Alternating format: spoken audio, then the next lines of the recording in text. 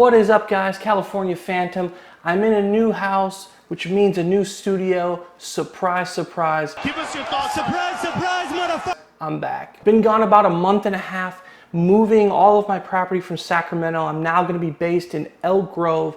I'm going to be bringing you the same level of content, hopefully have a lot more content coming on a weekly basis. So first things first, let's just jump right into it. Autel has announced the pre-orders are up for the Evo 2 smart controller, and I couldn't be happier. The 7.9-inch 2000 nit screen is a welcome improvement over the standard Evo 2 controller. So truth be told, the Evo 2 controller is in fact the same controller as the Evo 1. Now Evo 2 controllers can sync with Evo 1s, but I don't believe Evo 1 controllers can sync with Evo 2s. Initially, I love the integrated OLED screen. If you had any problems with your cell phone, you can quickly change to the display mode and actually see your FPV system through this small screen. I loved the simplicity of the unit, the fact that it folds up very, very tight. It's very reminiscent of the DJI system, so it has a very small footprint in your bag. But unfortunately, they lost some key things in my opinion. The thumbsticks were a little less to be desired, and more importantly, the scroll wheels had very little play, short travel distance, and they were very, very snappy. DJI, I have to give it off to them that they have a very far superior scroll wheel. Very interesting to see what they come up with this new controller. The large screen, the aspect ratio on it being 7.9 inch.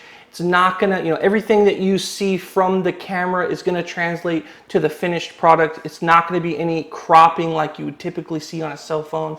I'm very, very excited for it. So that being said, many of you don't have the $1,100 or $1,200 to fork out for this new controller. So what exactly do you do? A lot of you have turned to Triptech and a Lithor mount. These Triptech tablets, they run about $700 to $800 depending on what size.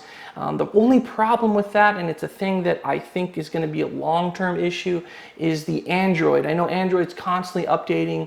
Autel updates its app relatively frequently, so I don't know about compatibility issues long-term, and more importantly, the weight of the Lithor mount and the giant tablet, it just didn't seem that feasible for me, and it ends up being very similarly priced between the $700 tablet and Triptech tablet and the Lithor mount, which is a little over $100. It just doesn't seem like an upgrade at this point, and is definitely with this new controller coming out at its price point is virtually the same cost. It really doesn't make any sense to go down that route anymore. That being said, I do want to give you guys a cheaper alternative. It's something that I've been using on my commercial shoots.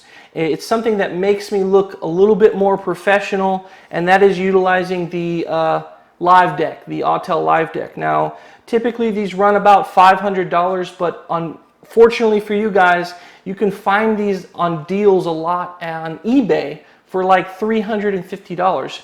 You pair that with a field monitor like this one from FEELWORLD. This is a 7.9-inch screen. It's going to be very similar to the controller size screen. This only costs about $250. So you're looking at like $500 to maybe $550 to have this complete set. And when you pair this with a simple tripod and you mount this up, it usually looks like something like this with a tripod in between. It looks very professional when I have clients on the site.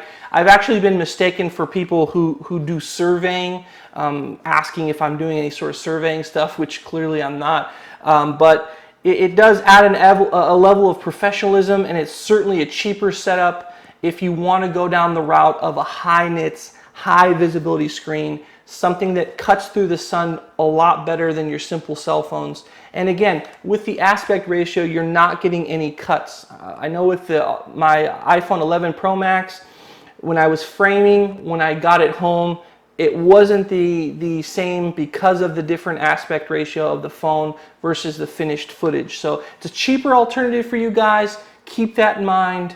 And that's pretty much it, guys. If you found that useful at all, drop me a like. Subscribe. Again, I'm going to be doing a lot more content going in the future. I have some big name partnerships coming up. You're going to be seeing that stuff on the channel, and we'll catch you on the next adventure.